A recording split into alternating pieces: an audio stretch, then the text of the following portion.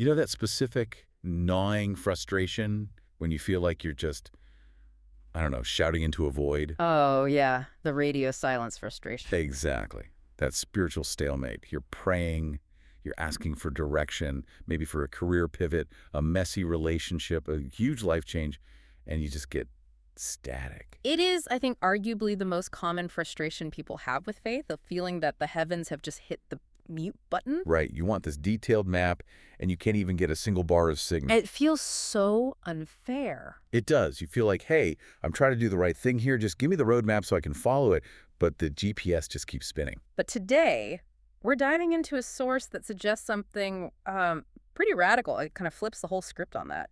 What if the silence isn't on God's end? It's a provocative question. What if the problem isn't that God's withholding information, but that we're withholding availability? That is the twist that hooked me. Me too. We're doing a deep dive today into a book called Hineni, The Sacred Posture That Unlocks God's Direction by Chris R. Velazquez.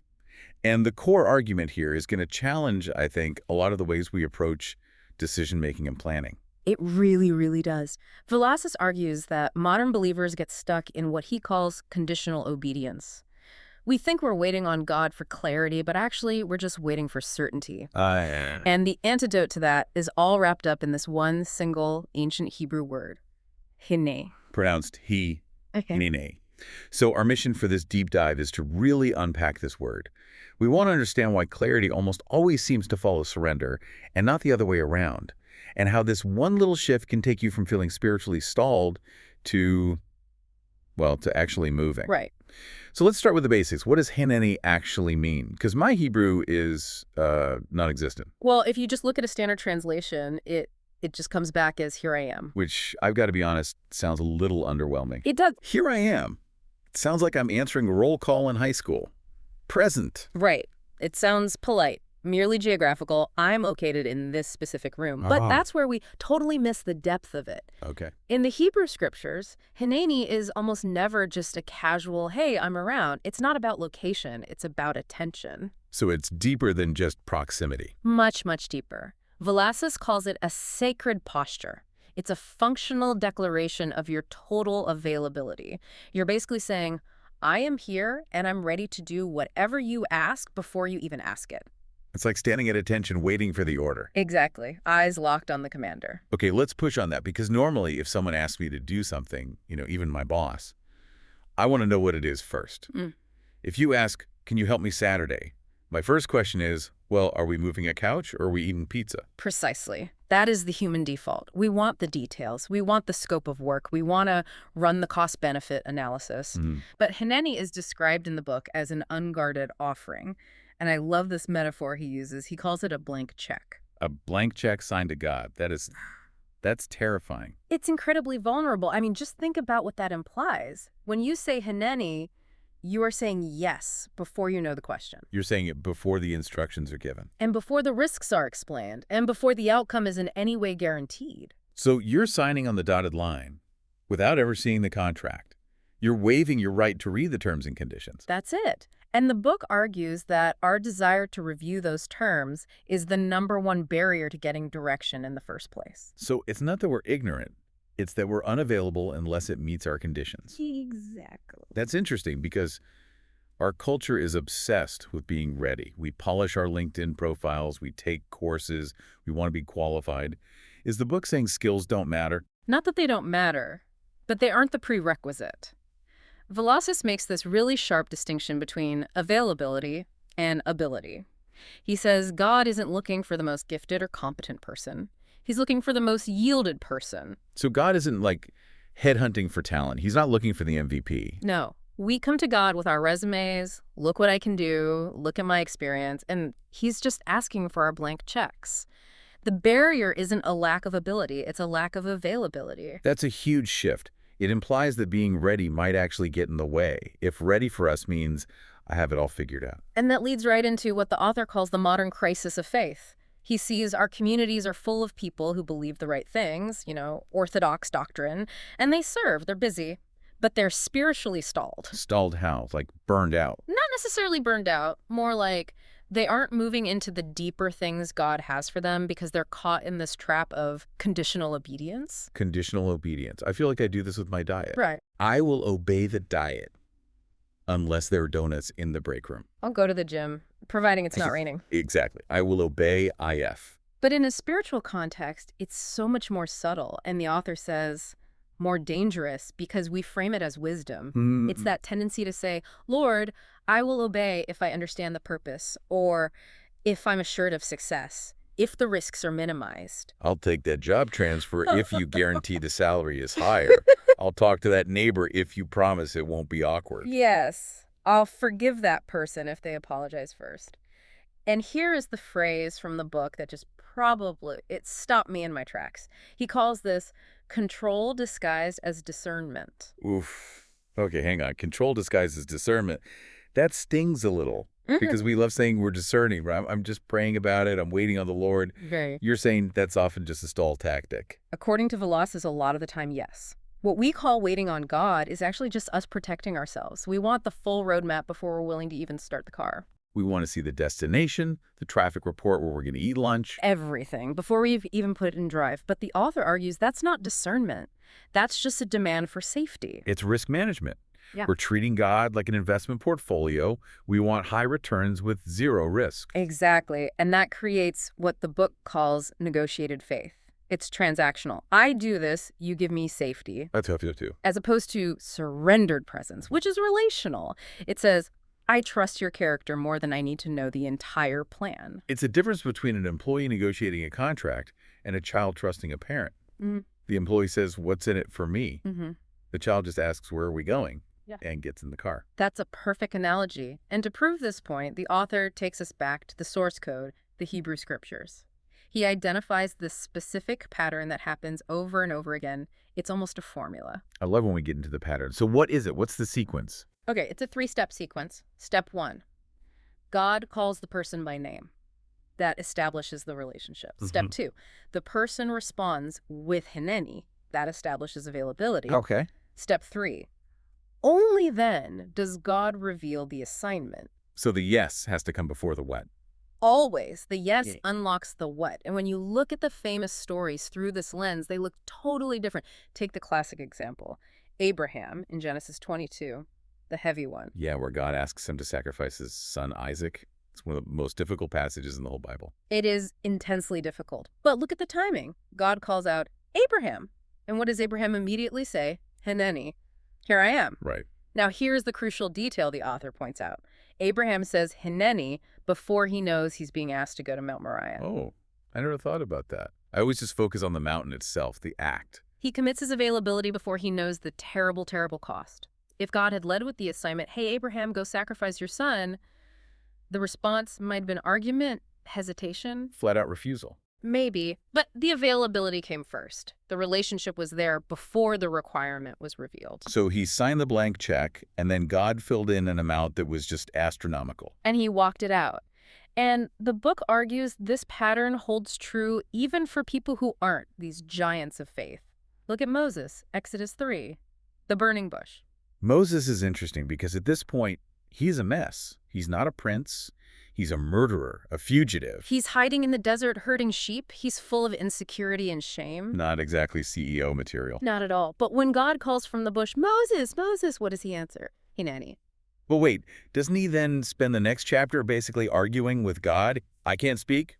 Send someone else. He does, and that's why this is so important. Hineni isn't a statement of confidence. It's not Moses saying, I've got this, put me in, coach. Right. It is simply a statement of presence. I am here.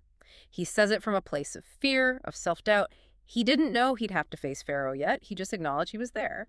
That's actually really comforting because I think a lot of us feel like we have to hype ourselves up to be useful. Like we have to conquer our imposter syndrome first. But you're saying you don't have to feel like a superhero to say Hineni. You just have to be in the room. Precisely. Availability doesn't require you to be fearless. It just requires you to be present. You can say, here I am, while your knees are knocking together. What about Isaiah? The book mentions him too. Yes, Isaiah chapter 6, the vision of the throne room. It's majestic, terrifying. Isaiah sees God's holiness and he's just undone. He says, woe is me, I am ruined. He feels his own brokenness. Completely. But then when the Lord asks, "Whom shall I send?" Isaiah responds, "Hineni, send me." Here I am, send me. And again, you have to look at the fine print. He says this without any guarantee of success. Yeah. In fact, if you keep reading, God basically tells him, "Go preach," but spoiler alert, they're not going to listen. So his ministry is going to look like a failure. Yes. Go do this job, work tirelessly, and by the way, the results will be zero. Most of us would walk away from that job offer. I would. And yet, Isaiah had already said yes. The synthesis of all these stories is that availability precedes clarity, every time. God gives light for the next step, not the entire journey. Direction unfolds in motion. Not while standing still. I love that you said that. It's like driving at night. You can only see the 100 feet your headlights illuminate. But you can make a cross-country trip that way. You can, but if you refuse to leave the driveway until you can see the destination city, You never leave. You're just sitting there wasting gas. you're stuck. And that's where so many of us live. We want the floodlights, but God has given us a flashlight and just asked us to take one step. Now, the book draws a straight line from this to the New Testament, saying Jesus is the ultimate embodiment of Hineni. How does that work? Well, if you want to see this posture in its purest form, you look at Christ. The author quotes Hebrews 10:7, where it says of Jesus, "Behold, I have come to do your will," the incarnation itself. God becoming man. Is an act of availability. He made himself available to our limitations, our pain, our world. And I'm guessing Gethsemane is the climax of that. Absolutely. The Garden of Gethsemane is the ultimate Hineni moment. This is where the cost isn't theoretical anymore. The agony is real. He's not saying yes to an abstract idea. He's saying yes to torture and death. Oh, praise, not my will, but yours be done. The ultimate surrender. And notice he doesn't wait for deliverance before yielding. He doesn't say, "I'll do this if you promise it won't hurt." He yields because the Father is trustworthy, even in the dark. He hands over the blank check knowing exactly what it's going to cost him. So if we claim to be followers of Jesus, this isn't just about believing in him. It's about copying that posture. That's how Velazquez redefines discipleship. It's not just believing in Jesus' work, it's being formed into his posture of availability, learning to say Hineni with your own life, moving from "God bless my plans" to "God, I am your plan." Okay, I want to make this practical because this sounds beautiful, but it's really hard. How do we actually live this out on a Tuesday morning when we're stressed and just want to know if we should take that job offer? How do we move from clarity seeking to trust? The book offers some really practical shifts. The first one is just changing how we pray. Velazquez points out that most of our prayers are clarity-seeking prayers. Which sound like what? God, show me the future. Give me a sign. Explain why this is happening. It's all information gathering. We're asking God to be a fortune teller. Guilty. I do that all the time. We all do.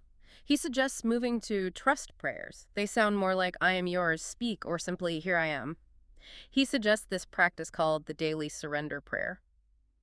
How does that work? It's just starting the day with open-handed consent instead of demands. Before you look at your phone, before the to-do list, you just take a moment to establish availability. You say, "God, before the chaos starts, I'm available to you. Interrupt me if you need to." That's a game changer. Instead of waking up and grabbing the steering wheel, you're sitting in the passenger seat saying, "Where are we going?" And it totally changes how you see interruptions, that coworker, that need from your child. It isn't a distraction from your plan. It might be the assignment.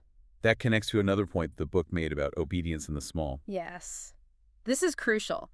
We tend to save our big obedience for, like, movie script moments. I'll obey when God calls me to Africa. Right. But Hineni is cultivated by obeying the small promptings in ordinary moments. Like what? You feel a nudge to encourage a coworker. Do it. You feel a prompting to be generous and pay for the coffee for the person behind you. Do it. You feel a conviction to apologize to your spouse. Do it. Right, because if I won't say, "Here I am," when God asks me to be kind to my neighbor, why on earth would I say it if he asks me to move to another country? Exactly. Responsiveness in the small things trains the heart for the big calls. It's a muscle. You have to exercise it. If you ignore the small nudges, you get desensitized. The book also mentioned a distinction between formation and information. I thought that was really insightful. This goes right back to the beginning. We love information. We read the Bible to get facts, principles, theological data. We want to master the text. Yeah. But Velazquez argues we should use Scripture to shape our posture. What does that look like? When we read about Abraham, we're not just learning history. We're letting his surrender form us. We should be reading and asking, where am I resisting? Where am I demanding control? It shifts the goal from knowing about God to yielding to God. It's a send me shift. Yes, from passive belief to active availability. The author has a great line. God doesn't bless plans we invite him into. He invites us into plans he has already formed. Ouch. I am so guilty of making a really good color-coded plan and then asking God to stamp it We approved. all are. It's the consultant model of prayer. God, here's my proposal. Please sign off. But Hineni just flips that entirely. It says, I am the blank page. You write the plan. So let's zoom out. What does this all mean for someone listening right now who's been waiting for a sign for handwriting on the wall? I think the summary is this. The reason we so often feel stuck isn't because God has stopped moving. It's because we are demanding explanations before we offer surrender. We're standing at the edge of the water waiting for it to part, when God is just waiting for us to get our feet wet. It requires willingness, not readiness. That is the key. You will never feel fully ready for a calling that requires God's power. If you felt ready, you wouldn't need him. But you can be willing. You can be available. That's such a freeing thought. You don't have to be capable, you just have to be available. Yeah. It takes all the pressure off performance and puts it back on relationship. And that leads to the final provocative thought I'd leave you with, something that really lingers from the book. Hit us with it. If you're waiting for God to show you the outcome before you move, ask yourself this. Are you actually practicing faith, or are you just looking for insurance? Wow. Faith versus insurance, that's a sharp distinction. Real faith steps into the unknown because it trusts the one who knows. Insurance only steps out when the risk is covered. And Hineni is the posture of that risky relational faith. It's abandoning the need for a guarantee. And replacing it with the presence of God. Uh. And the most powerful prayer to get there isn't some long speech. No, it's just 3 words. Here I am. Hineni, Hineni. thanks for diving in with us. We'll see you next time.